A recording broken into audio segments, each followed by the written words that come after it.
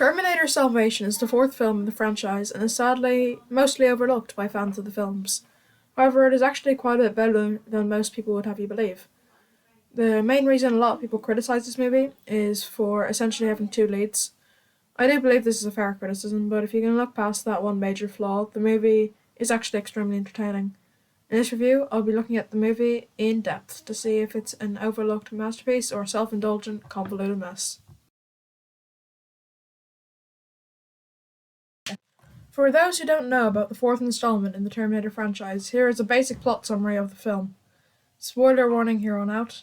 After the ending of Terminator 3, which undid the previous film's win of beating Skynet, sadly this was an inevitable decision because studios like to make money, and since the franchise was hugely popular, they needed more films in it. Anyway, I'm getting distracted. So after the robots killed 3 billion humans and war broke out between the remaining humans and the machines, this film takes place quite a bit after that and follows John Connor and a new character known as Marcus. In a nutshell, the plot is that Marcus was a serial killer and was given the option for either death or the death sentence or to live, with to be an experiment basically. He chooses to die, but the scientists won't take no for an answer, and then do it to him against his will anyway. Marcus then wakes up in post-apocalyptic future and goes on a journey of discovery, or basically discovering what the future is like, and then ends up being helping the human rebellion in a way. Although it turns out he isn't human himself, and he's actually a Terminator as well. But he overcomes and helps anyway. Along the way, we meet a character like John Connor and some new faces such as Blair Williams, and the film ends with Marcus sacrificing himself to save John Connor. Seems like a pretty good plot, right? Has clear stakes, motivations, and is a new kind of Terminator plot instead of just being the future savior of humanity. We need to go save him. Then you can tell me why. Then can you tell me why this movie has such a lower score than Terminator 3, Terminator Dark Fate, Alien Resurrection, and even Justice League? It's Justice League. Seriously, how is this lower than Justice League? To be honest, I do think that this film is quite unfairly hated. I feel like a lot of people who rated it on Rotten Tomatoes are mostly just angry this franchise is continuing after Terminator 2. And to be honest, I can see why people are mad about that. I had the same kind of feeling of franchise fatigue after seeing Terminator Genesis and seeing Alien Resurrection. Both of those movies really did feel like they were just going through the rounds of what Terminator or Alien film should be. The difference with this film is that it doesn't do those tropes and things people have come to expect from the Terminator franchise. No, instead it does something new and brings us to the future war to have more of a war film than a sci-fi travel of the older films. That formula worked well for 1 and 2, but I do think that the filmmakers were quite aware that they wouldn't get away with it again in the fourth film of the franchise. Sadly, people who made Genesis didn't get the memo, and people that like the original Terminator films get angry at the new ones for rehashing the first. Anyway, now that you're caught up with the film's plot and this common conception of the movie, I'll get into why I think it's actually an overlooked masterpiece. So to begin with, the biggest problem with this movie that I've also mentioned earlier is the fact that it has two lead characters. This is a problem that is, to be fair, a fairly big issue. However, while I can acknowledge that it is a fairly big issue in the movie, I don't think it completely ruins the entire film. The first thing is that both our leads are very entertaining, and while John Connor and Marcus do both have a lot of screen time, Marcus is actually the character the story centers around, so for all intents and purposes, he is the main character. Marcus is a very interesting character in the movie. He gets even more interesting when you discover midway through the movie that he's actually a model of Terminator. Our other lead, John Connor, is in my opinion the first good John Connor we've seen on screen, excluding that one flash forward in Terminator 2. Terminator 3, the character they went for never really felt like how John Connor would turn out. The one in Dark Fate was in it for a millisecond before being killed off instantly. I'll give that film some video discussing how much I dislike it.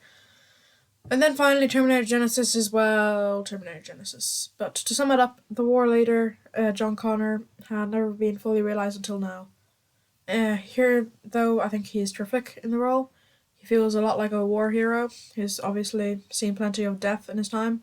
He also acts threatening and heroic at times, depending on the situation. And to be honest, if I ever think of John Connor, this is the character I think of. There's also the character of Blair Williams, who's a pretty inconsequential side character for the majority of the film. She kind of serves her purpose after she's transported Marcus to John and doesn't really have much to do for the rest of the film. I also would like to quickly mention how much I love the Terminator cramps.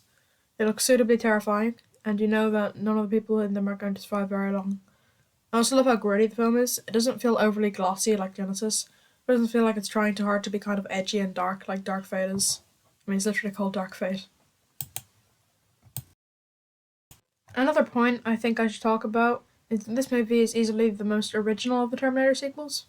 Even Terminator 2, which I love, by the way, still copied heavily from the original. 3 was just 2 minus the ending. Genesis literally copied the majority of its moments from the first. And Dark Fate is also quite similar to Terminator 2, but not as much as 3. However, Salvation moves away from all the tropes such as a Connor family member being rescued from a Terminator, time travel, there being one Terminator, the T-800 being a big part of the film, and many more. This movie changes everything up to a war film, which I think is a brilliant idea and is executed extremely well in the end product. If you compare this film to the other T2 sequels, I actually think this is quite a lot better. People would give it credit for. However, the second act is easily the weakest of the film, and it's quite slow. There is a lot of exposition in it. However, I would rather watch any scene in this over any scene in 3, and most scenes in Genesis and Dark Fate. I feel like a lot of people overlook this one because of how bad Genesis and Terminator 3 were. Just kind of shrug it off as another bad Terminator 2 sequel.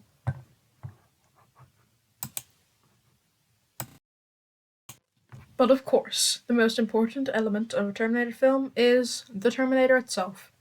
And this one's Terminators are quite good, I would wager. The minigun one from the fight with Kyle Reese, I thought was a terrific design-wise, and then there is the best Terminator, which is easily Marcus himself. He was terrific in the film. He's the first Terminator and human hybrid, which is why, for me, when John Connor becomes a Terminator in Genesis, I find it a bit more believable. I still hate Genesis though, don't get me wrong. To be honest, the main reason I like Marcus is because he adds a moral grey area to a villain that was so black and white up to this point. This also means that John Connor has to go through the same arc Sarah Connor did in T2, which is to learn to trust the Terminator. It creates some nice mirror images I like, such as the scenes where both characters are alone contemplating their decision to trust the Terminator. Overall, I like the character of Marcus in this movie, and he is my second favourite model after the T-800 himself. Other than those two models though, the Terminators in this movie are, for the most part, just generic ones we see in like flash forwards from the other movies. They're very two-dimensional, but I still think they serve their purpose, and they don't really have that much of an effect on the plot anyway. I would also like to talk a little about some of the planned sequels to this film. You see, originally this was going to be a trilogy instead of just one movie, but since it made a sadly very low amount of money at the studio, cancelled all future plans for more future war films. And it's a bit of a shame, as I would have much preferred to watch a sequel to this over Genesis. However, one of the sequels was actually novelised as a Terminator Salvation Cold War. There's another one that's, I think, Playing with Fire or something, I'm not sure, but that's also one of these, I think. I'm not sure if it's directly novelised from the film though. And while I'm not sure if the third film in this trilogy was or will ever be novelised itself, it seems that there is a way to find out what happened next in the story for fans of this film like myself. There's also the prequel, which I don't think was ever planned to be a theatrical film, just some like little side piece kind of thing. But it's written by Timothy Zahn though, who wrote Heir to the Empire and stuff. But still, it's just more of a kind of little side piece to build up hype for the film. You can get the prequel in either comic or book form. I would recommend book. Well, I would recommend comic actually because of the artwork in it. But Timothy Zahn did write the book, so maybe pick up both. I don't know. But I think the comic the comic does remove some of the elements of the book. It's still worth picking up because it's got like incredible artwork. Some would maybe criticize this movie for being boring, but I wouldn't really call it boring per se, because there is, in my opinion, enough action to balance out the dialogue-heavy moments. There is almost always a kind of action sequence on the side to make the exposition scenes more bearable. I like the movie's way of handling its world building too, and Marcus was a great idea for an audience surrogate, in my opinion. Overall, while this is not the greatest Terminator film, obviously the first two are still better, I do think that this is easily the best after them. It's on a completely different level than the other T2 sequels, and I appreciate it for that. However, it still doesn't reach the height of the first two films, as there is a lot of exposition to explain the world better, and the second act is a bit slow. However, as a whole, I enjoyed it a lot more than I did before on rewatch, and I'll give it an 8.5 out of 10. Thanks for watching. Sorry this video took a while, but on the side of this one, I was also working on my Revenge of the Sith review and my Jaws sequels video, as well as starting my Star Wars ranking video script, which will be coming out when I'm done reviewing all of the Star Wars films, I guess. There probably won't be as long of a wait for my next video, though, which is good news. So if all goes well, that will come out next Friday, and then I'll try to do them every Friday after that. If I miss a Friday, I'm probably just working on a longer video, such as my Jaws sequels one, which will probably be about like 40 minutes to an hour or something. Anyway, thanks for watching, like and subscribe, see you in the next video, bye.